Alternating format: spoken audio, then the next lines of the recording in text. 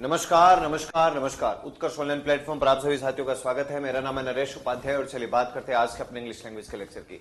उम्मीद करता हूं सभी साथी आप अच्छे हैं, स्वस्थ हैं। चलिए टॉपिक जो अपना पर्टिकुलर वो चल रहा है जी एक्टिव पैसिव। टॉपिक जो अपना चल रहा है वो है एक्टिव पैसिव। इसे आप एक्टिव पैसिव वॉइस भी कह सकते हो, ठीक है। एक तो ये बात, और दूसरा जनरल इंग्लिश ये अपना सब्जेक्ट है।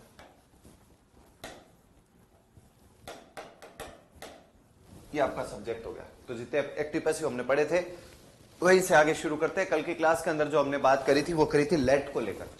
LET, लेट से संबंधित अगर कोई वाक्य होता है उनका अगर कभी पैसिव बनाना पड़े तो कैसे बनेगा भाई, ठीक है ना। तो चलिए पहले मैं वापस से आपके सामने स्ट्रक्चर है जो रख देता हूं। स्ट्रक्चर जो था लेट से शुरू होने वाले सेंटेंस, जो सेंटेंस किससे शुरू हो रहे थे, लेट से स्टार्ट हो, लेट से शुरू होने वाले सेंटेंस। ये वैसे आप कल लिख चुके हो और आज पहली क्लास है इसलिए स्ट्रक्चर आपको वापस से बता देता हूं। लेट से शुरू होने वाले सेंटेंस, इनके अंदर स्ट्रक्चर कौन सा फॉलो आपने कर लेना है वो पहले ध्यान में रखिएगा। पैटर्न रहेगा आपका let plus object plus be plus we third plus by plus subject. ये जो है वो आपका स्ट्रक्चर रहने वाला है जब आप एक्टिव से पैसिव बनाएं और जो सेंटेंस शुरू किससे हो रखा हो, लेट से। एक आध सेंटेंस तो आपने वैसे कल बना ही लिया है, ठीक है ना, लेकिन फिर भी आपको ये थोड़ा ध्यान रख लेना है कि let plus object plus B और we third plus by plus subject, ये पैटर्न है जो आपको ध्यान में रख लेना है। एक बात। दूसरी, संबंधित इससे सेंटेंस है जो अपने कल कवर कर चुके हैं उनको आपने ध्यान में रख लेना है। सीधा आपने चलते हैं अब इसके सेंटेंसेस की ओर जो आपने कल बना लिए थे उससे आगे ही कंटिन्यू कर रहा हूं, पर आज का एग्जाम्पल फर्स्ट रख लेते हैं उसको, ठीक है, वो ध्यान में रखिएगा। आज का जो है वो एग्जाम्पल फर्स्ट इसको मान लीजिए आप। सेंटेंस मान लिया आपके पास, let me answer the question. Let me answer the question. Passive आपने बनाना है भाई, आपका ही काम है। कल क्योंकि बनाया हुआ है तो आप जानते ही है कैसे क्या बनेगा। Late me answer the question बनाइएगा, इसका क्या पैसिव बनेगा बताओ क्या होगा, बता दो तुरंत।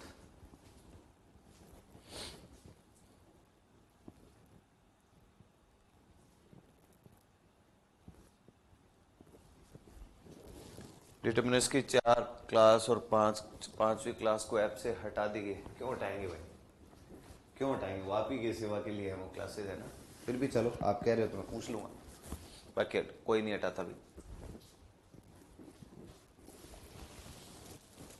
बताइए क्या बनेगा।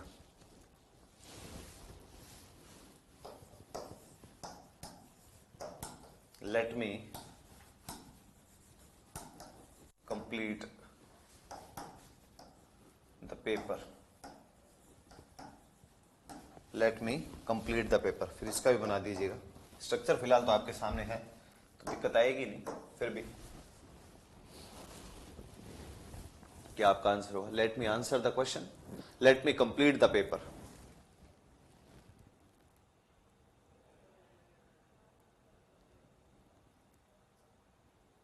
बिल्कुल ओके भाई। Late me answer the question, सबसे पहले लेट का लेट ही रखना है। आप पहले ये ध्यान रखो, let plus object plus B और वी थर्ड, यहां तक का स्ट्रक्चर जो अपना बनता है ये ऑर्डर वाले सेंटेंस जो हमने कल पढ़े थे। इंपेरेटिव सेंटेंस के बारे में हमने कल बात करी थी। तो इंपेरेटिव सेंटेंस कौन से थे, जिसमें या तो ऑर्डर का भाव हो या रिक्वेस्ट का भाव हो या एडवाइस का भाव हो। ये पैटर्न है जो आमतौर पर आपके पास बनते हैं, ऑर्डर, रिक्वेस्ट या एडवाइस के भाव वाले सेंटेंस। उनका अपने जब पैसिव बनाते हैं तब आप let plus object plus B और वी थर्ड को फॉलो जो है वो कर लेते हो। बस इसमें जो शुरू ही किससे हो चुका है, लेट से शुरू हो गया, इसमें नया क्या जुड़ गया भाई, बाई प्लस सब्जेक्ट। ये एक नई चीज है जो ऐड हो जाती है, बस इसी को कवर करना होता है। आपने बना लीजिए जितने साथ जुड़े हैं।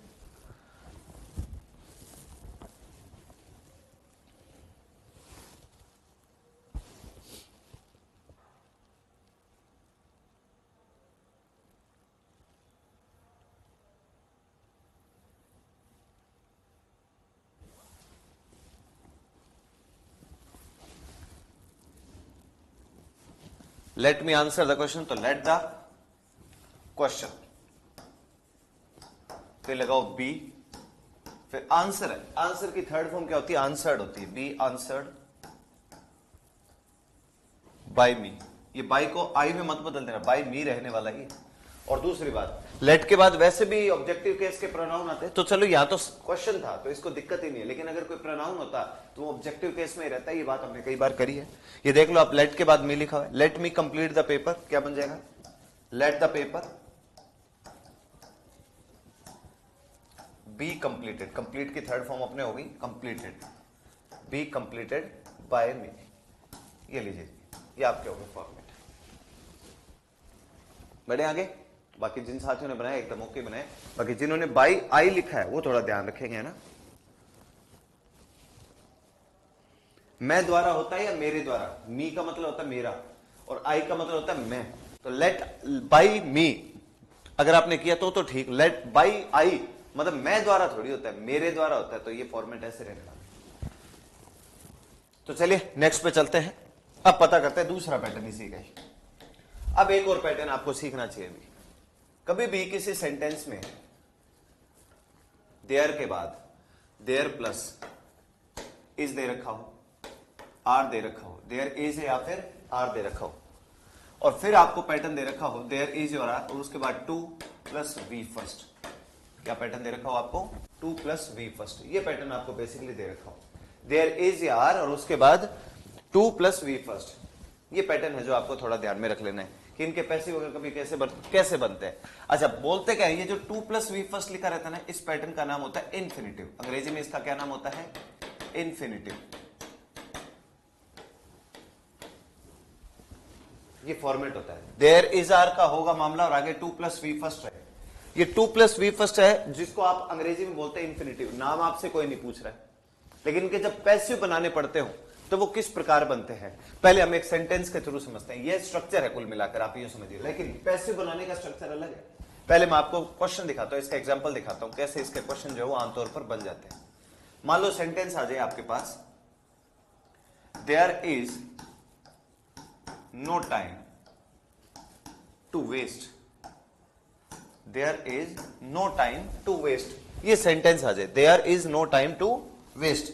अब जब आपने इसका पैसिव बनाना हो, there is no time to waste, थोड़ा ध्यान से समझिएगा, कभी भी आप पैसिव बनाते हो किसी भी सेंटेंस में और कोई चीज आपको याद रहे ना रहे, एक बात का जरूर ध्यान रखें, टू के बाद जो वर्ब की फर्स्ट फॉर्म होती है ना, ये टू प्लस बी और वर्ब की थर्ड फॉर्म में बदलता है, टू प्लस बी और वर्ब की थर्ड फॉर्म में, ये पैटर्न आपको जरूर ध्यान रख लेना है, ठीक है ना। तो कैसे, किस तरीके, मान लो सेंटेंस आ जाए, देयर इज नो टाइम, कोई समय नहीं है टू वेस्ट, बर्बाद करने के लिए, आपको बनाना है इसका पैसिव, तो क्या बनेगा, देयर इज नो टाइम, ये वाला क्लोज वैसा का वैसा ही जाना है, देयर इज नो टाइम, यहां तक का क्लोज में कोई चेंजेस आपने नहीं करना होता, अर्थात देयर इज नो टाइम। अब क्या करना है, टू प्लस बी और वर्ब की थर्ड फॉर्म वेस्टेड, बस ये लो जी, इसका पैसिव बन गया। कुल मिलाकर ध्यान में क्या रखना है, ये जब two plus we first they रखा हो ना, तो पैसिव बनाते समय इस बात का आपको विशेष ध्यान रखना है, कभी भी पैसिव बनाओ तब आपको ये याद रखना है, टू प्लस बी और वर्ब की थर्ड फॉर्म में बदल जाएगा मामला, टू के बाद वर्ब की जो फर्स्ट फॉर्म रहे उसको टू प्लस बी और वर्ब की थर्ड फॉर्म में बदलिए, बाकी क्लोज में कहीं कोई आप चेंज नहीं कर रहे हो। ये जो आपने लिखा ना देयर इज नो टाइम, यहां कोई चेंज नहीं है, ये आपने किया टू, ये की बी और ये वेस्टेड वर्ब की कौन सी फॉर्म हो गई, थर्ड फॉर्म, ये पैटर्न है जो ध्यान में रख लेना है। देयर इज नो टाइम, कोई समय नहीं है टू वेस्ट, बर्बाद करने के लिए। सेंटेंस में क्या दे रखा है, टू के बाद वर्ब की फर्स्ट फॉर्म, पैसिव बनाना है, देयर इज नो टाइम को वहां के वहां रखा, टू प्लस बी और वर्ब की थर्ड फॉर्म करी। अब तक हम एक्टिव से पैसिव में सब्जेक्ट को ऑब्जेक्ट में बदलते हैं, ऑब्जेक्ट को सब्जेक्ट में, लेकिन यहां पर देखिएगा ये फ्रेज होती है, there is no time, there is no time, there is no food, ठीक है ना, इस तरीके से फ्रेजेस बनती है, इनका पैसिव बनाते समय इनको वैसा का वैसा रखा जाता है। एक तो इस बात का ध्यान रखिए, और दूसरा इज एम आर का वॉजवर करके मत बैठ जाना, क्योंकि जैसा एक्टिव वैसा पैसिव, अपना मूल मंत्र क्या है, जैसा एक्टिव वैसा पैसिव, इज एम आर का वॉजवर कतई नहीं होना चाहिए, ये आपको ध्यान रखिएगा। एक आप बना लीजिए भाई, कैसे किस तरीके से बनाओगे बताइएगा। मान लो सेंटेंस हो, there is no food to eat, बना दीजिए इसका पैसिव, क्या बनाएंगे आप, there is no food to eat, इसका पैसिव बनाना है आपने।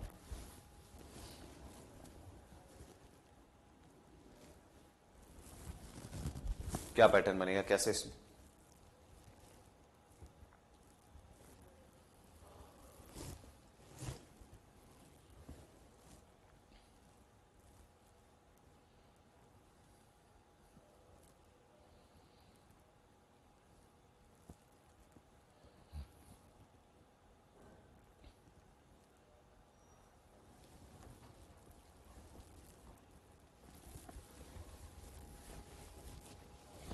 देयर इज नो फूड तक तो चलने दो, वैसा वैसा ही, there is no food, 2 plus verb की फर्स्ट फॉर्म है, इसे 2 प्लस बी और वर्ब की थर्ड फॉर्म में बदल देंगे, तो 2 प्लस बी और ईट की थर्ड फॉर्म होती है EATEN, ईटन। ये लो सर, ये बन गया passive.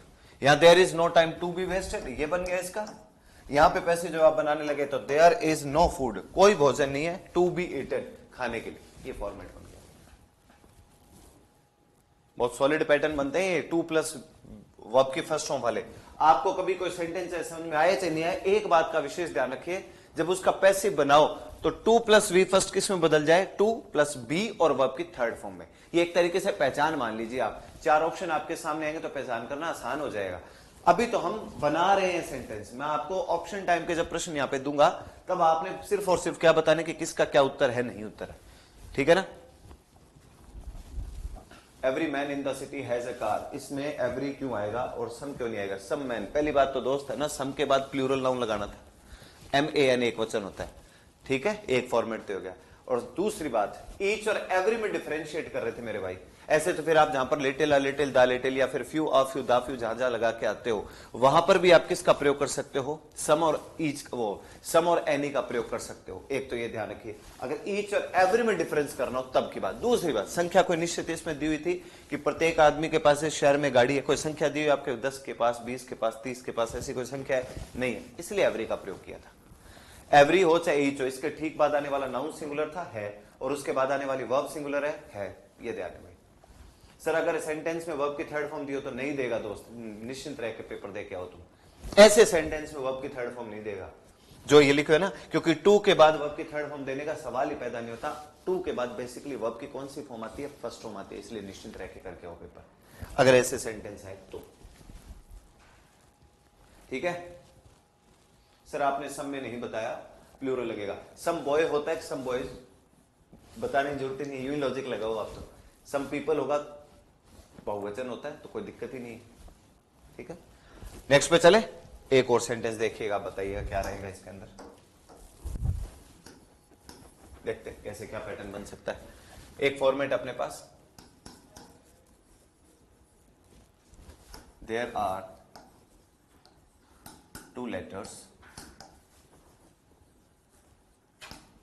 to write, there are 2 letters to write, बनाइए इसका पैसिव क्या बनेगा, there are 2 letters to write, लिखने को 2 पत्र हैं, there are 2 letters, 2 पत्र हैं, to write लिखने के लिए, क्या बनेगा,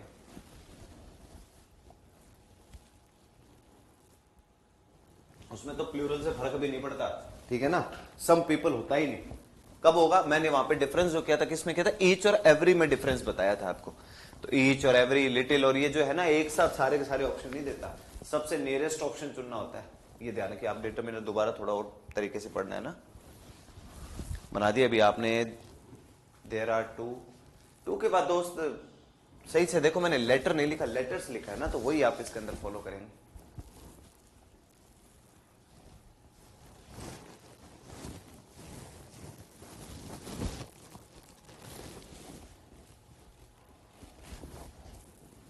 सिंपल सा पैटर्न है, आसानी से बन रहा है। देयर आर 2 letters तक को वैसा वैसा लिख दो, there are 2 letters, 2 plus B, और अब राइट की थर्ड फॉर्म होती है WRITTEN। जिन्होंने ये गलत लिखी है वो थोड़ा क्रॉस चेक कर लीजिए, जो सही लिखी है अच्छी बात है भाई, ठीक है ना। कई वेटेड लिखे बैठे हैं, दिमाग कहां है तेरा भाई, है इकरार, वेटेड, यहां पे मैं वर्ब क्या लिखे बैठा हूं, WRITE, राइट लिखना, वेटेड का मतलब इंतजार किया, क्लास में रखो दिमाग को। जिन्होंने रेटेड लिखा था एकदम ओके था, कोई समस्या वाली बात नहीं है, ठीक है। बड़े नेक्स्ट पे और देखते हैं भाई, अब अपने पास एक और पैटर्न है जी, उसका कैसे क्या फॉर्मेट बनेगा, कैसे क्या तरीका रहता है उसका, देखते हैं समझते हैं। अगर कभी कोई सेंटेंस है जो पीपल से या पीपल बिलीव,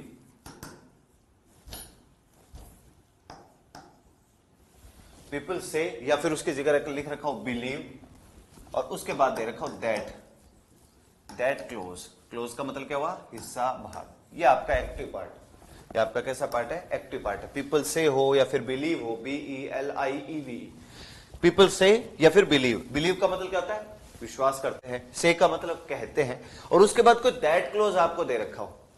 अगर आपको इसका पैसिव बनाना पड़े, तो एक्टिव पार्ट है, अगर इसका पैसिव अपने को बनाना पड़ता है कि भाई कैसे क्या पैसिव बनेगा, तब अपने को ध्यान रखना इसका पैसिव बनाते समय अगर दे रखा हो पीपल से, तब तो कर दीजिएगा दोस्त इट इज, से है तो सैड कर दीजिए, बिलीव है तो बिलीव्ड कर दीजिए। इट इज से दे रखा हो तो सैड कर दो, इट इज सैड, या फिर बिलीव दे रखा हो तो इट इज बिलीव्ड, प्लस उसके बाद जो दैट क्लोज है वैसा वैसा जाने दो, प्लस दैट क्लोज। ये आपका बन जा रहा है जी पैसिव स्ट्रक्चर। इसका पैसिव स्ट्रक्चर है ये। पीपल से दे रखा है या फिर पीपल बिलीव दे रखा है, उसके बाद तो दैट क्लोज लिख रखा है, वो अभी मैं आपको उदाहरण में दे दूंगा। इनका जब आपने पैसिव बनाना हो तो से का क्या कर दीजिए? सैड, पर पीछे इज एम आर का प्रयोग होगा। और चूंकि मैंने आपको सिखा रखा है कि इट के बाद जब भी कभी वर्ब लगाए वो कैसे आनी है? सिंगुलर आनी। इट के बाद वर्ब कैसे आएगी? सिंगुलर। ओके, मामला दिमाग में रहेगा। देख लेते हैं अब कैसे क्या बनेगा भाई। आप देखो सेंटेंस कैसे क्या फॉर्मेट बनेगा इसका। मान लो सेंटेंस हो, people say that,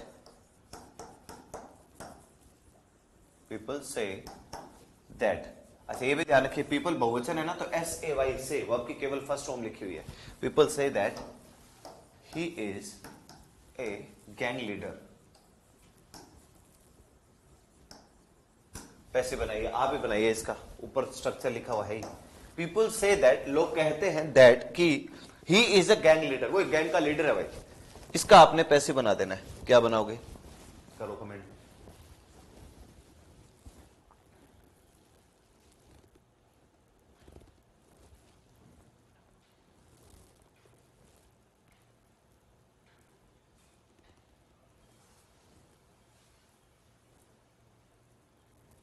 the poor should be received warmly, है ना। एक इसका तरीका बन सकता है, it is expected to receive the poor warmly. It is expected to receive the poor warmly, ऐसे भी बना सकते हो इसको। बाकी जो 4 ऑप्शन आते हैं उनमें नजदीकी चुनना होता है। People say that he is a gang leader, पैसे बनाना है आपने, इसका तरीका ऊपर लिखा हुआ है ही।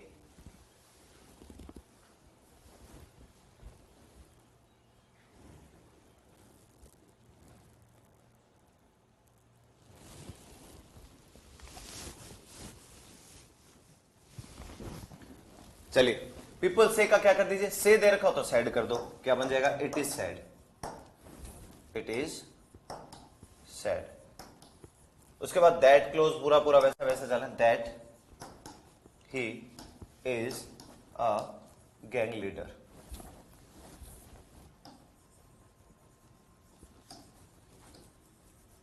ये लो, ये बन गया पैसे। बस ये ध्यान रखिए, जैसा एक्टिव वैसा पैसे, कभी भी टेंस में बदलाव नहीं होता, हम कर भी नहीं रहे, ये अपने को ध्यान रख लेना।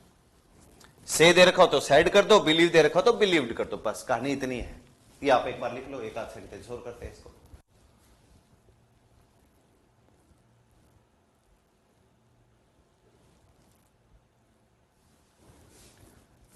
तो इट इज सैड, ऐसा कहा जाता है, he is a gang leader, क्यों? एक गैंग लीडर है। पैसिव में हमेशा दूसरी तरफ से कार्रवाई होती है, ठीक है ना।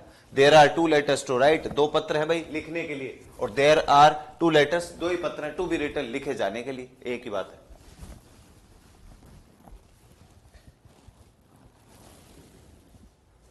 बढ़े नेक्स्ट पे, चलिए जी, एक क्वेश्चन और करिएगा।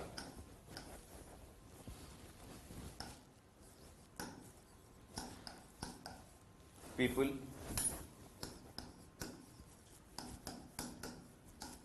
believe that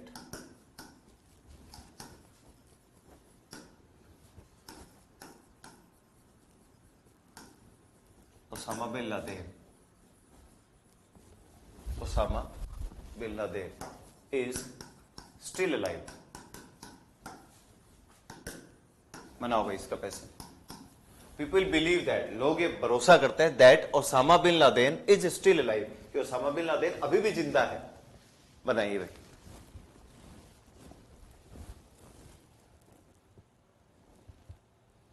सर वर्ब की थर्ड फॉर्म से टेंस चेंज नहीं हुआ क्या? नहीं, इज एम आर के बाद वर्ब की आपने टेंस नहीं पढ़े भाई भारत, ऐसा मुझे लग रहा है। इज एम आर के बाद वर्ब की थर्ड फॉर्म कौन से टेंस में आती है? सिंपल प्रेजेंट में।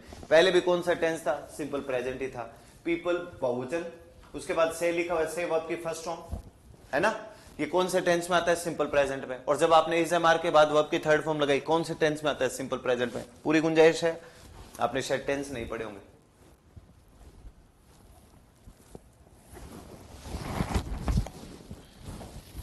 बनाओ क्या पैटर्न बनेगा।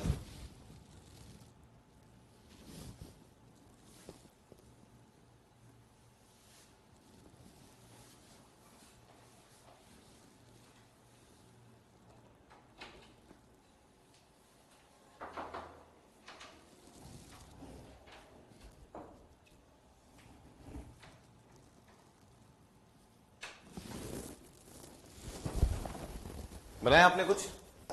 एक और देख लेते हैं। People say that Sanjay, people say that Sanjay is a spy. Spy का अर्थ क्या होता है भाई? जासूस। इसका भी पैसे बना दीजिएगा। तब तक आपने जो ये बनाया एकदम ओके बनाया भी। पीपल बिलीव था ना, इसे कर देते हैं इट इज बिलीव्ड। आपने भी सही बनाया है जिन साथियों ने, very good. It is believed. आप में से बहुत सारे साथियों ने शायद बिलीव की स्पेलिंग ध्यान से नहीं, भाई कॉपी पेस्ट कर लिया तो एक अलग बात है, बाकी बिलीव की स्पेलिंग आपको बढ़िया तरीके से आनी चाहिए भाई। बिलीव की स्पेलिंग मिसस्पेल्ड में आती है कई बार, इनमें से स्पेलिंग सही कौन सी है गलत कौन सी है। इट इज बिलीव्ड दैट, बस बाकी पूरा पूरा वैसा वैसा लिखना ही है। Osama bin Laden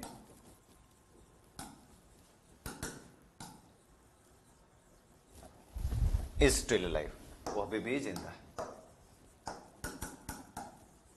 it is believed that, ऐसा भरोसा किया जाता है कि ओसामा बिन लादेन अभी भी जिंदा है। पीपल से दैट, लोग कहते हैं Sanjay is a spy, Sanjay एक जासूस है। ठीक है, पैसिव बनाना है अपनों ने। आपने जो बनाया देख लेता हूं मैं एक बार। बिल्कुल सही बनाया अभी, ओके मामला है। पीपल से का क्या कर दीजिए? It is sad. ऊपर वाला टेंस भी सिंपल प्रेजेंट था, अब भी सिंपल प्रेजेंट है। It is sad that Sanjay is a spy. ऐसा कहा जाता है कि संजय जो है वो स्पाई है, मतलब जासूस है। ये हो गया। देखो आप ध्यान से एक बार, अगर आपसे मैं सभी साथियों से पूछूं इन सेंटेंसेस में कि जो पहला सेंटेंस था इसमें बिलीव वर्ब की कौन सी फॉर्म थी? फर्स्ट फॉर्म थी। ठीक बात है। यहां पर लिखा हुआ था Osama bin Laden is still alive, ये इज वर्ब है या हेल्पिंग वर्ब? ये आप मुझे कमेंट्स में बता दीजिए। ये जो इज यहां पर लिखा हुआ है ये वर्ब है या हेल्पिंग वर्ब? ये आप मुझे कमेंट्स में बता दीजिए। देख लेता हूं आपका क्या उत्तर रहेगा।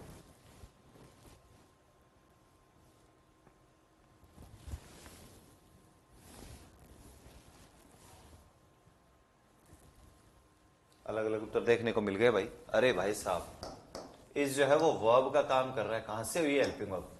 अगर इज हेल्पिंग वर्ब होता तो इसके बाद दो स्थितियां हो सकती हैं, या तो वर्ब की थर्ड फॉर्म या वर्ब की फोर्थ फॉर्म। दोनों में से कोई दिख रहा है यहां पे आपको? वर्ब का काम कर रहा है इज, कोई सहायक क्रिया नहीं है। अब चलते इस और, जो आपका ये सेंटेंस था, तो जो आपने पहले का पैसिव बनाया है। अगर मैं बात करूं इस इज की कि ये वर्ब है या हेल्पिंग वर्ब, ये और बता दो।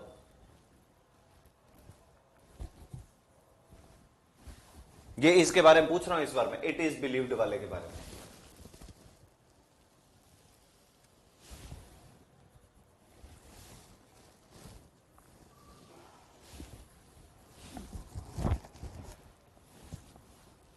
बताओ तुरंत। शाबाश। यहां पर इज जो है वो हेल्पिंग वर्ब का काम कर रहा है। बिलीव्ड वर्ब की कौन सी फॉर्म है? थर्ड फॉर्म का काम कर रहा है। फिर बात आती है इस इज को लेकर के, ये इज क्या है? वर्ब है। ये क्या है? वर्ब। आती बात यहां पर से वर्ब की कौन सी फॉर्म थी? ऑब्वियस सी बात है वर्ब की फर्स्ट फॉर्म है। यहां पर इज जो लिखा हुआ है किसका काम कर रहा है? वर्ब की फर्स्ट फॉर्म का काम कर रहा है। बी का ये कौन सा पैटर्न है? ये वर्ब का काम कर रहा है। और कैसी वर्ब है? बी की। जैसे ये वर्ब भी जो थी ना आपकी, कहां गया? ये भी वर्ब किसकी थी, बी की, वैसे ही वो बी की वर्ब है। फिर इसमें चलते हैं, ये इस किसका काम कर रहा है, हेल्पिंग वर्ब का। सैड वर्ब की कौन सी फॉर्म है, थर्ड फॉर्म, जबकि से first form, SAID second form और SAID थर्ड फॉर्म। ये सेकंड है या थर्ड है, ये सारी बातें हमने अंग्रेजी के पहले दिन की क्लास जिस दिन शुरू हुई थी आपकी, पहले दूसरे तीसरे 2-3 दिन में हमने यही चीजें सीखी थी, ठीक है ना।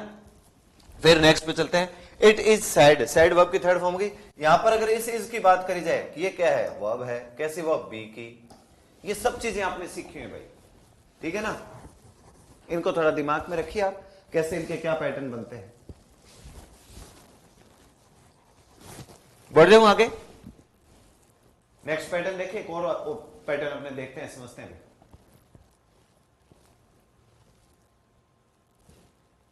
साथ साथ में आप भी बता देते रहो ताकि हम पहले का भूले ना, अरे भूलना नहीं है भाई, मरवाओगे तुम, है ना, कतई नहीं भूलना किसी भी हालत के अंदर। नेक्स्ट पे बढ़े, चलो जी, अब देखते हैं एक और पैटर्न अपने, कैसे क्या फॉर्मेट रहेगा, कैसे क्या पैटर्न रहेगा। मान लो सेंटेंस जो है वो शुरू हो रखा है, इट इज, जो फॉर्मेट हो अपने पास, ओहो, it is time, it is time, एक फ्रेज है जी, इट इज टाइम से शुरू होने वाले सेंटेंस, इट इज टाइम से शुरू होने वाले सेंटेंस, इट इज टाइम से शुरू होने वाले सेंटेंस। इनका अगर आपको पैसे बनाना पड़ जाए जी, इट इज टाइम से शुरू होने वाले सेंटेंस का, तो कैसे क्या फॉर्मेट बनेगा। देखो, इनमें कोई फिक्स नियम नहीं है कि यही फॉलो करना होता है, लेकिन फिर भी आपको ध्यान जरूर रखना चाहिए कि अगर कभी सेंटेंस है जो इट इज टाइम से शुरू हो, तो आपको उदाहरण के थ्रू ज्यादा बेहतर समझ में आएगा। मान लो सेंटेंस हो, it is time, it is time to close the window, ये सेंटेंस है, it is time to close the window.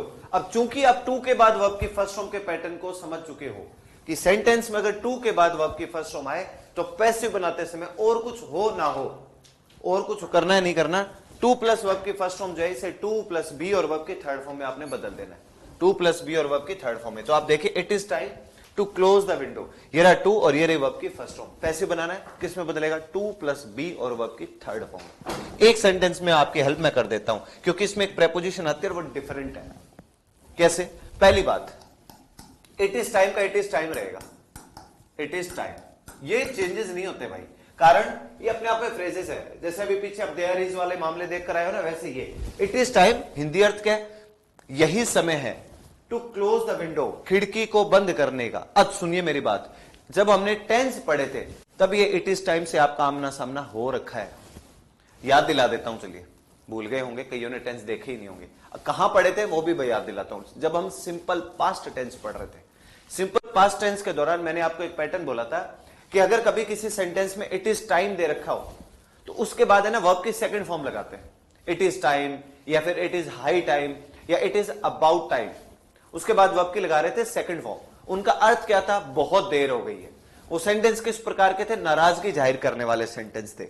जैसे इट इज हाई टाइम, ये लिख रखा हो, it is high time, it is high time we went to bed, बहुत देर हो गई हम सोने गए, मतलब सोने में समय ज्यादा लगा दिया। It is time we started this business, it is time we started this business, बहुत देर हो गई हमने ये बिजनेस शुरू किया। नाराजगी जाहिर करी जा रही है, ठीक है ना कहीं बहुत देर हो गई, ऐसे भाव उसके अंदर बन रहे थे। सिंपल पास्ट टेंस में आप जाकर चाहो तो देख सकते हो, वहां हमने पढ़ा है। उसी पैटर्न के साथ साथ मैंने आपको एक और चीज सिखा दी थी, अगर आपको दे रखा हो इट इज टाइम या इट इज हाई टाइम या इट इज अबाउट टाइम, ये तीनों ही फ्रेज है, इनके बाद तो वर्ब की लगानी है सेकंड फॉर्म। अब कोई कह दिया गुरुजी सेकंड फॉर्म है किधर, ना ना ना, उसके बाद क्या पढ़ाया था मैंने, उसके ठीक बाद मैंने आपको वहां सलाह दी थी कि अगर सेंटेंस में इट इज टाइम दे रखा हो और उसके बाद हो जी दोस्त टू, क्या दे रखा हो टू, तब वर्ब की कौन सी फॉर्म आती है, फर्स्ट फॉर्म आती है। तब वर्ब की कौन सी फॉर्म आएगी, फर्स्ट फॉर्म। पढ़ लो आप जाके, अगर it is time, it is high time या इट इज अबाउट टाइम दे रखा हो तब तो लगाओ वर्ब की सेकंड फॉर्म। लेकिन अगर इट इज टाइम, इसके बाद आपको दे रखा हो टू, जो दिया होगा, टू के बाद वर्ब की कौन सी फॉर्म आनी है जी, फर्स्ट फॉर्म आनी है। अब वो हाई टाइम और अबाउट टाइम का तो पैसिव बन नहीं पाएगा। लेकिन अगर कभी 2 प्लस वी फर्स्ट दे रखा हो तो जैसे हमने आज ही सीखा कि 2 प्लस वी फर्स्ट है, इसमें क्या कर देंगे 2 प्लस बी और वर्ब की थर्ड फॉर्म। आई बात समझे? कोर्स खत्म होने के बाद भी पढ़ाएंगे कैसे, एक बार पहले खत्म तो भाई, है ना। तो 2 प्लस वर्ब की फर्स्ट फॉर्म किसमें बदल दीजिए, 2 प्लस बी और वर्ब की थर्ड फॉर्म में। ये अपने को ध्यान में रख लेना है। तो चलिए करते हैं बात इट इज टाइम वाले क्लोज को चेंजेस, इसको जैसा है जैसा वैसा वैसा रखना है ना। थोड़ा नीचे इस तरफ लिख देता हूं, इट इज टाइम, ये चेंज नहीं करना है, इट इज टाइम। अब बात आती है to close, what to close, क्या बंद करना है, व्हाट टू क्लोज क्या बंद करना है जी, द विंडो। ये आपका ऑब्जेक्ट हो गया जी, इसे इधर लाना है। तो इट इज टाइम सीधा द विंडो के इधर नहीं लेके आएंगे, आपको एक प्रेपोजिशन की जरूरत पड़ेगी और वो होगा फॉर। अब प्रश्न उठता है काले गुरु जी फॉर क्यों आया, फॉर क्यों आया? जब भी आपको के लिए का भाव देना हो, के लिए का भाव देना हो तो एक प्रेपोजिशन की जरूरत पड़ती है और उसका नाम है जी for. It is time for the window, for the window.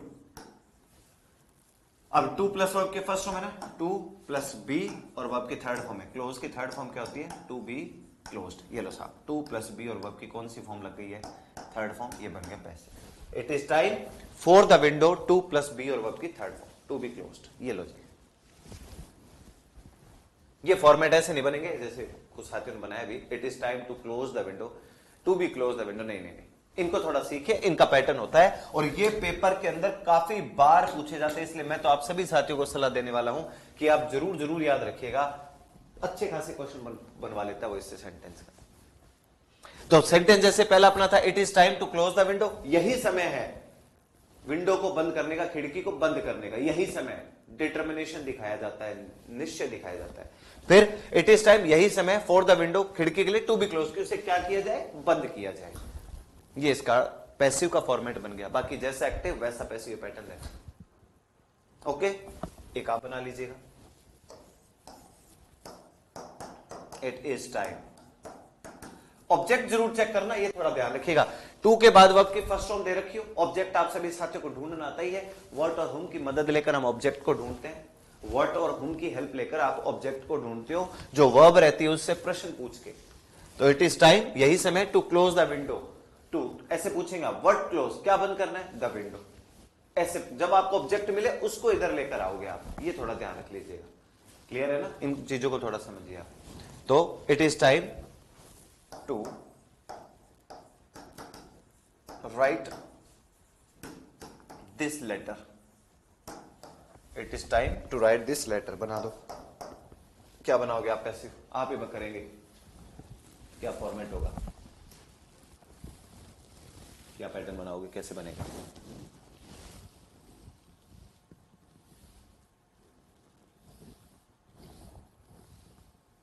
Active passive का क्वेश्चन मैंने आपको पहले भी कहा था भाई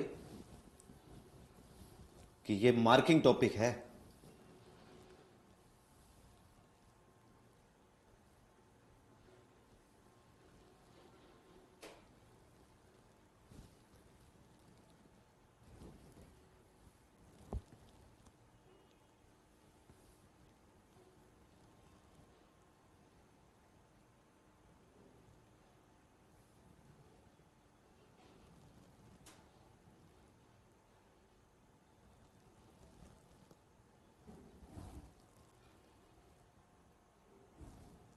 फॉर प्रेपोजिशन भूल गए कुछ साथी भाई,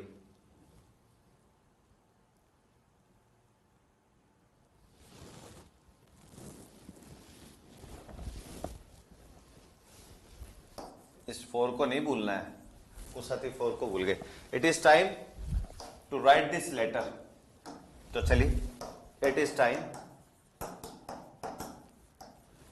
व्हाट टू राइट, क्या लिखना है, दिस लेटर, इधर ले आओ, फॉर लगा देना बस, फॉर दिस लेटर। एक दोस्त ने दिस का दैट किया हुआ है, ये दिस के दैट डायरेक्ट इनडायरेक्ट में करेंगे। It is time for this letter to plus B और राइट की थर्ड फॉर्म थोड़ी देर पहले भी हमने क्लास में बात करी है, written. It is time for this letter to be written, ये आपका बन जाना है भाई। कईयों ने सीधा रिटन लिख दिया, भैया कॉपी पेस्ट में तो मजबूत बन जाओ। ये देखो 2 प्लस बी और वर्ब की third form, cut copy paste चल रहा है, तो उसमें ही गलती कर रहे हो, जो लिखा हो उसी में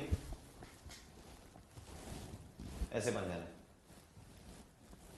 it is said believe that Osama bin Laden, said और बिलीव एक साथ कैसे लिखे हुए हो भाई?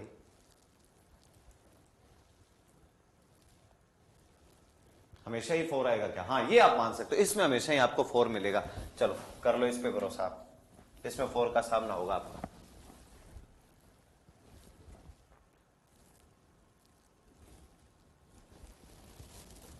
सर 4 कब लगाना है?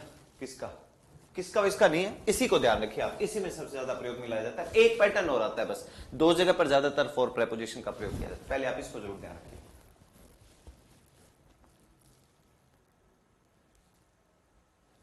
एक साथ लेके सर आपने आज क्लास जल्दी स्टार्ट, जल्दी नहीं, आज तो टाइम पे हूं, पहली बार तो कोई ऐसे इक्के दुक्के मौके मिलते हैं जब हमने समय पे क्लास कभी कोई शुरू करी है ना।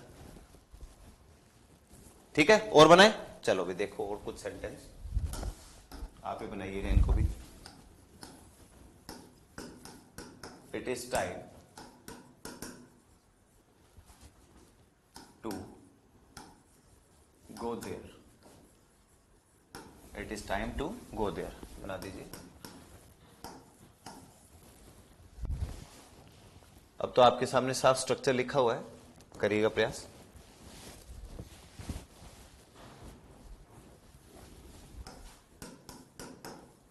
It is time to start the revision, it is time to start the revision, यही समय रिवीजन को शुरू करने का। बनाओ भाई। और ऑब्जेक्ट में कंफ्यूजन कोई समस्या नहीं है, ऑब्जेक्ट में जिसको कंफ्यूजन हो व्हाट और हु जिंदाबाद है भाई।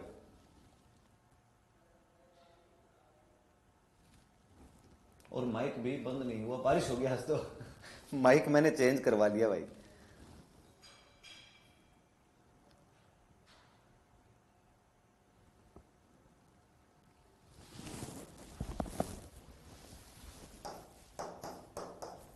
It is time to take tea, फिर इसका पैसे बना दीजिएगा।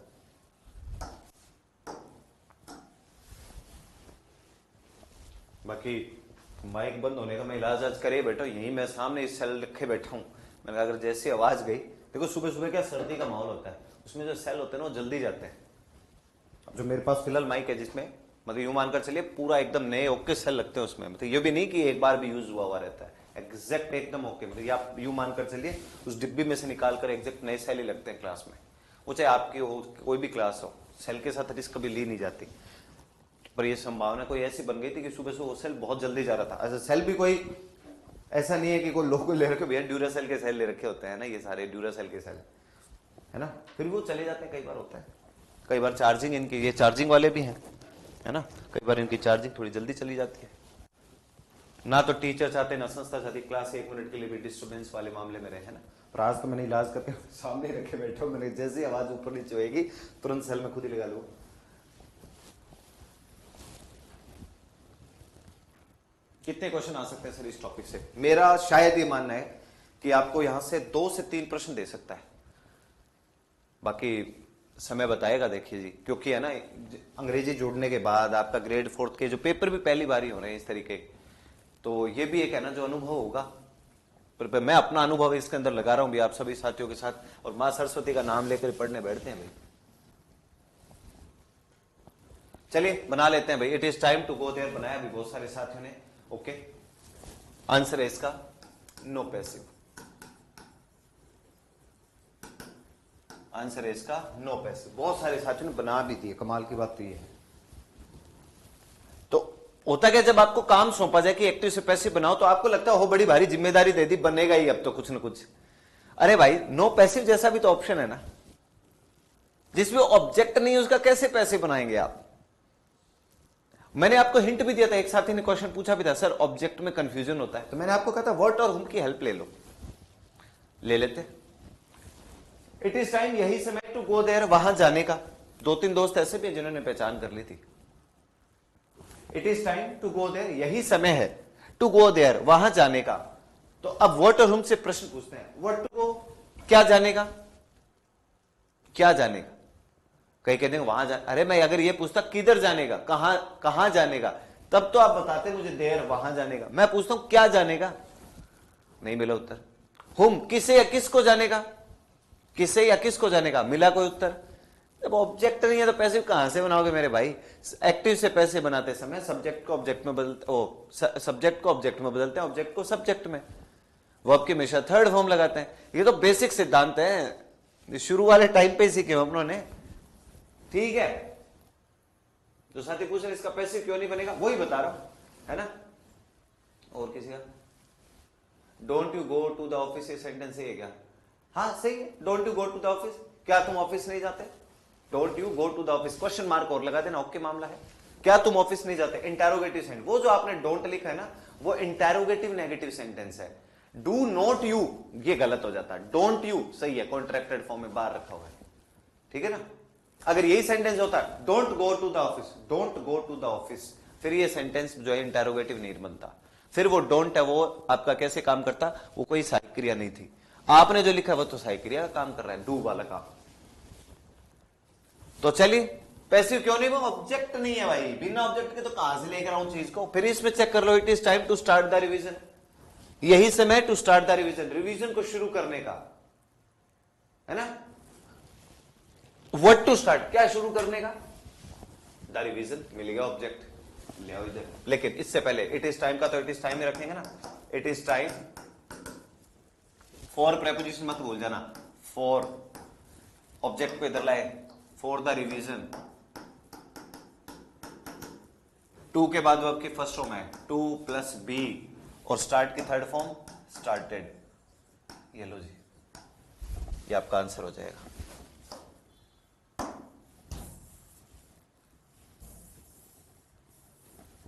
Be started, okay. अरे वो स्टार्टेड किस पहले,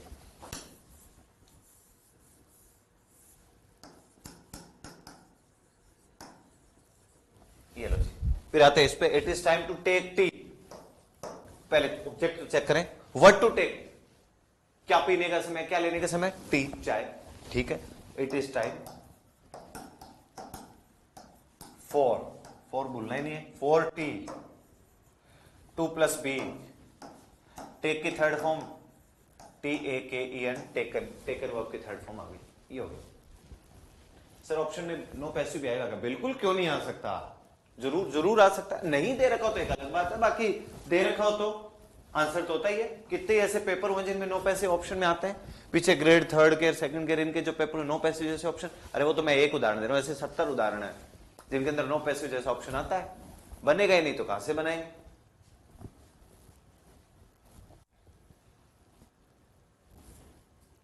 ठीक है। लिख लिया इसे, तुरंत नोट डाउन कर दो जिन्होंने नहीं दिखा था।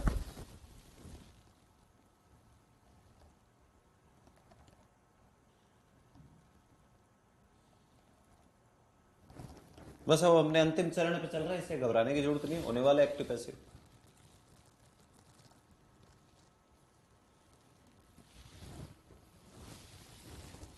चलिए भाई,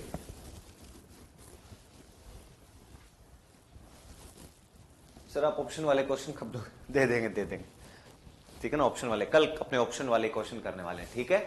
कल मैं आप सभी साथियों को ऑप्शन वाले प्रश्न करवाऊंगा जिनके अंदर 4 ऑप्शन आप सभी साथियों के पास होंगे, उनका बता देना, एक्टिव से पैसिव। और ध्यान से वहां पैसिव से एक्टिव पूछ लूंगा कि बेटे पैसिव तो दिया हुआ है, एक्टिव बताओ, या फिर एक्टिव दिया हुआ है पैसिव बताओ। कल ऐसे प्रश्न आपके सामने रखूंगा, पर एक बार के लिए तो ये तो कवर करो भाई।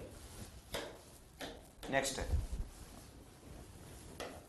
ONE, वन, वन से शुरू होने वाले सेंटेंस, वन से शुरू होने वाले sentence.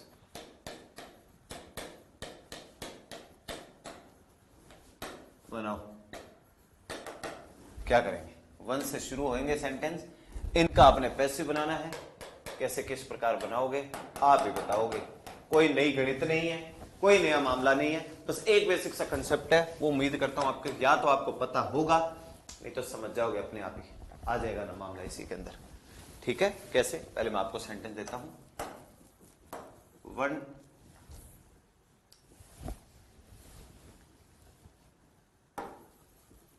should respect one's parents. ये लो जी, आप बनाने का प्रयास कर सकते हो अगर चाहो तो, है ना। मैं आपको दे देता हूं 1 आध मिनट, अगर आप अपनी तरफ से अच्छा प्रयास करोगे तो बहुत ही अच्छी बात है। नहीं बनेगा कोई बात नहीं, मैं बैठा हूं, मैं बता दूंगा आपको क्या बनेगा। One should respect one's parents. कुछ साथियों से शायद इसका अनुवाद नहीं बनेगा कि क्या है क्या ये, ठीक है ना, वो मैं आपकी थोड़ी हेल्प कर दूंगा, बेफिक्र रहिए आप। One should respect one's parents. One का मतलब क्या होता है? कोई कहते जी एक होता है, बिल्कुल सही बात है, एक होता है। यहां वन का अर्थ एक नहीं है। भी मान लीजिए बोल दिया जाए one should respect one's parents, यहां पर वन का मतलब है ना आप भी हो मैं भी हूं। वन शुड रेस्पेक्ट, हर किसी को रेस्पेक्ट करनी चाहिए, आदर करना चाहिए। वंस पेरेंट्स, अपने माता पिता का। यहां पर बात आपके बारे में हो रही है या मेरे बारे में? सभी के बारे में हो रही है कि हर किसी को अपने माता पिता की रिस्पेक्ट करनी चाहिए, आदर करना चाहिए। आपके बारे में नहीं कही जा रही बात, ना मेरे बारे में, हम सबके बारे में ये बातचीत चल रही है, ठीक है। सबको सलाह दी गई, ओके। वन का मतलब आप हो या मैं, नहीं पता ना, तो याद करिए जब हमने एक्टिव पैसिव शुरू किए थे तो मैंने आपसे कहा था कि या तो अंडरस्टूड सब्जेक्ट हो या अननोन सब्जेक्ट हो। अननोन का मतलब जिसकी जानकारी आपके पास नहीं हो, नहीं हो। उनका पैसिव बनाते समय उन्हें दोबारा छापने की जरूरत आमतौर पर वापस से नहीं होती। हां, बात अगर केवल आपकी या केवल मेरी, हमारा कोई नाउन प्रोनाउन कुछ लिखकर अगर मेंशन कर रखा होता तो हम जरूर उसका प्रयोग करते, पर यहां तो सबकी बात की जा रही है, किसी एक को इंगित किया ही नहीं गया है, तो भाई साहब उसको दोबारा लिखने की आवश्यकता नहीं है। अच्छा, सब्जेक्ट ऑब्जेक्ट में बदलेगा, ऑब्जेक्ट सब्जेक्ट में। अब आते इस और वंस पेरेंट्स, अपने माता पिता। तो यहां पर आपके माता पिता की बात हो रही है कि मेरे माता पिता के बारे में बात हो रही है? सबके, हर किसी को अपने माता पिता की रिस्पेक्ट करनी चाहिए, आदर करना चाहिए, सबके बारे में बात हो गई भाई। सर ये सिंस वाला फोर है क्या? सिंस कोई अपने साथ फोर लेकर थोड़ी चल रहा है, फोर का हिंदी अर्थ के लिए होता है, और वो जो आप फोर पढ़ते हो ना सिंस और फोर वाला, वो समय बताता है। वो जो आपने फोर पढ़ा वो समय, अनिश्चित समय की बात हो रही थी। तो I have some questions for you, मेरे पास आपके लिए कुछ क्वेश्चंस है। फोर का मतलब के लिए भी तो होता ही है ना। तो one should respect one's parents. अब देखते हैं आप क्या बनाते हो, क्या आपका आंसर होगा।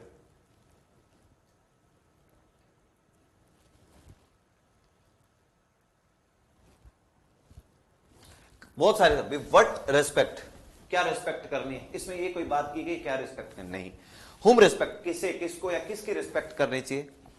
आपने उत्तर निकाला वंस पेरेंट्स। एक बात बताओ भाई, वंस को इधर लाने क्या लोड आ रही है?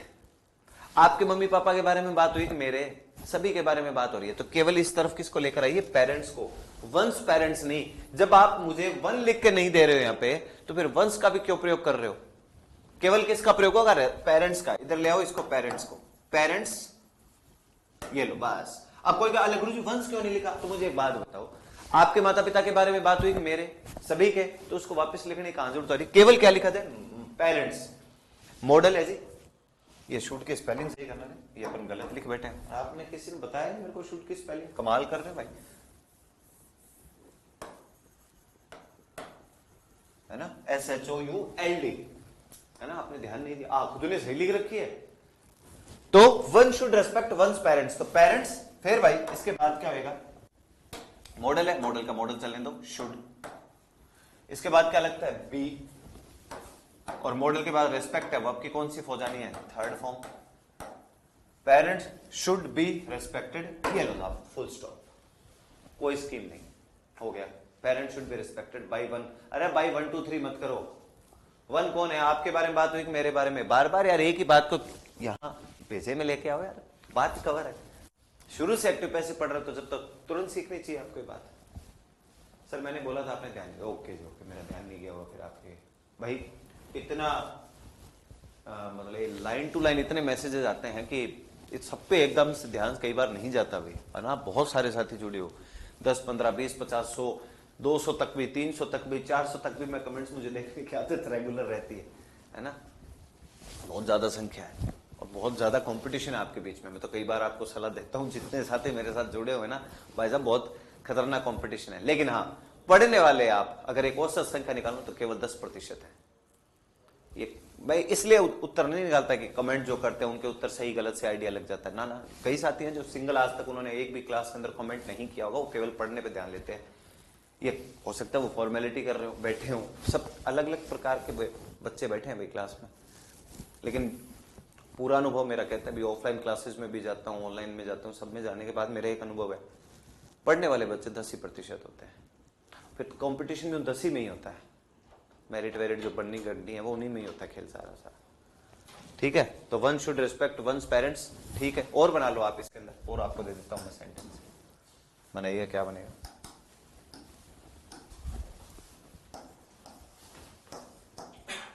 वन शुड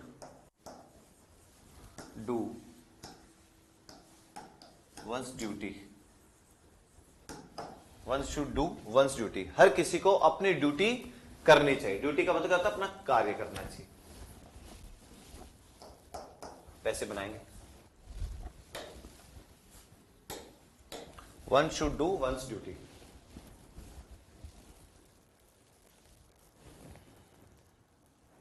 एक तो ये चीज याद रखिएगा, वन का मतलब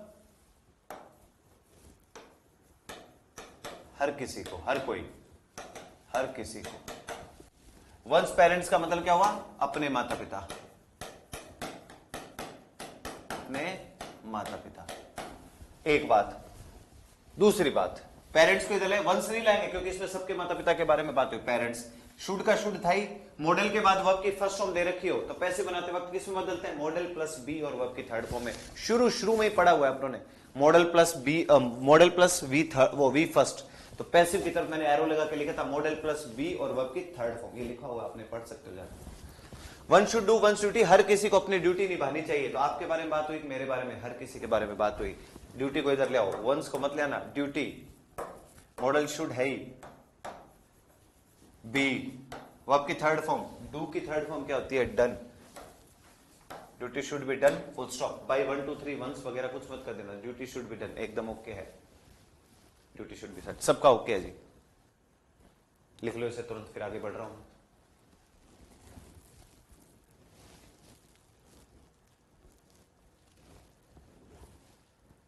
बढ़े, एक और देखिएगा sentence.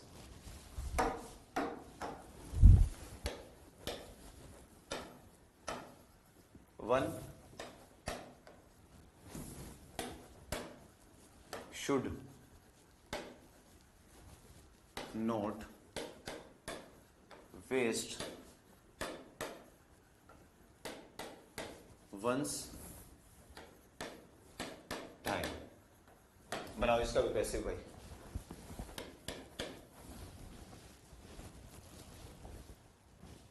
One should respect our national flag, बिल्कुल बहुत बढ़िया वाक्य लिखा है अभी आपने। तो क्या हो जाएगा, our national flag, our national flag should be respected, है ना। बाकी वन शुड रेस्पेक्ट है ना, वो उसका आर भी कर सकते हो यू आर, और फिर वंस भी कर सकते हो, हर किसी को अपने। तो one should not waste one's time, किसी को भी अपना समय बर्बाद नहीं करना चाहिए। क्या बनेगा भाई,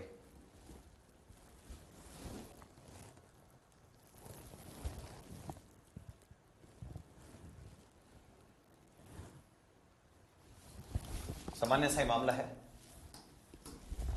वंस टाइम नहीं, टाइम को इधर ले आइए, टाइम शुड नॉट बी, थोड़ा ध्यान से, शुड बी नॉट मत कर देना। कुछ कमेंट्स देखे मुझे should not, should be not वाले, should not be, not should के साथ मतलब मॉडल वगैरह के साथ रहता है, हेल्पिंग ऑफ के साथ रहता है। तो time should not be, waste की थर्ड फॉर्म होती है जी वेस्टेड,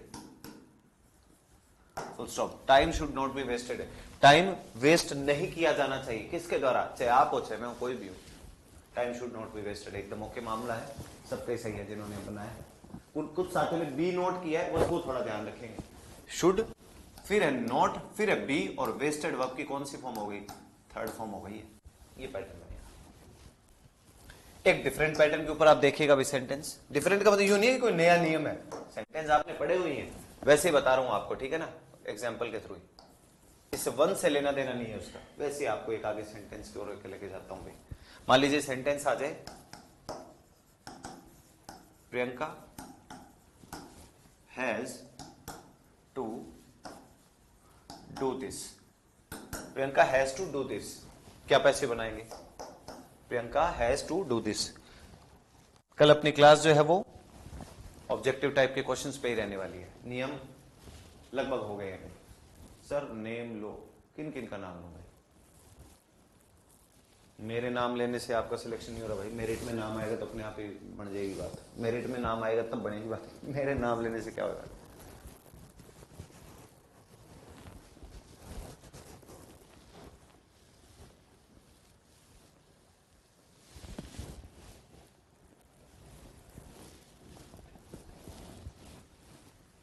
सब्सट्रेटिव वर्ब बता दो आपको, आपने बोला था और बता, बिल्कुल बता दो भाई, सही पॉइंट है। कुछ साथियों ने इसका आंसर लिखा है नो पैसिव। दोबारा देखो इसमें ऑब्जेक्ट है कि नहीं अभी ध्यान से।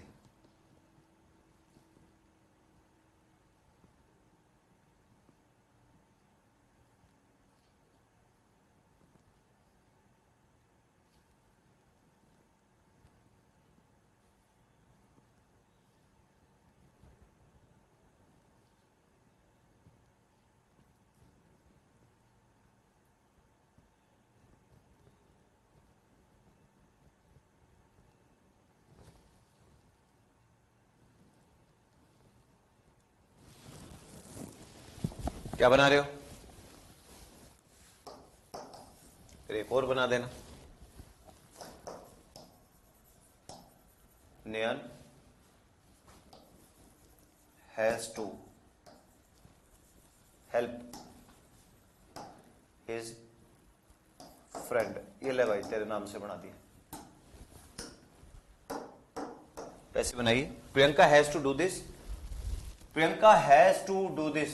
व्हाट टू डू, क्या करना है उसको? Priyanka has to do this, Priyanka को ये करना ही है। व्हाट टू डू, क्या करना है? दिस ऑब्जेक्ट था तो सही, जिन्होंने ऑब्जेक्ट ही नहीं मिला जिन्होंने। व्हाट टू डू, क्या करना है? दिस। इस दिस को इधर ले आओ, दिस। अब प्रियंका सिंगुलर था, हैज लिखा होता। अब फिलहाल दिस भी सिंगुलर है तो हैज हो जाएगा। This has. टू के बाद वर्ब की फर्स्ट फॉर्म है, किस में बदल जाएगा? टू प्लस बी, और वर्ब की थर्ड फॉर्म है टू प्लस बी, और डू की third form done. This has to be done by Priyanka. ये लीजिए, ये बन गया। This has to be done by Priyanka, ये फॉर्मेट बन गया। फिर नेक्स्ट पे आते हैं। Nayan has to help his friend. Nayan has to help his friend. Nayan को जो है अपने दोस्त की मदद करनी ही पड़ेगी। पैसिव बनाना है। Whom help, किसकी मदद? His friend की। His help,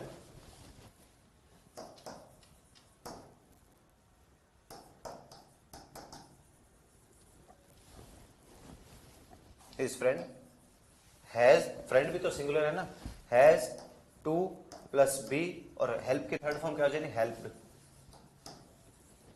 His friend has to be helped by नयन। ये लो, ये बन गया।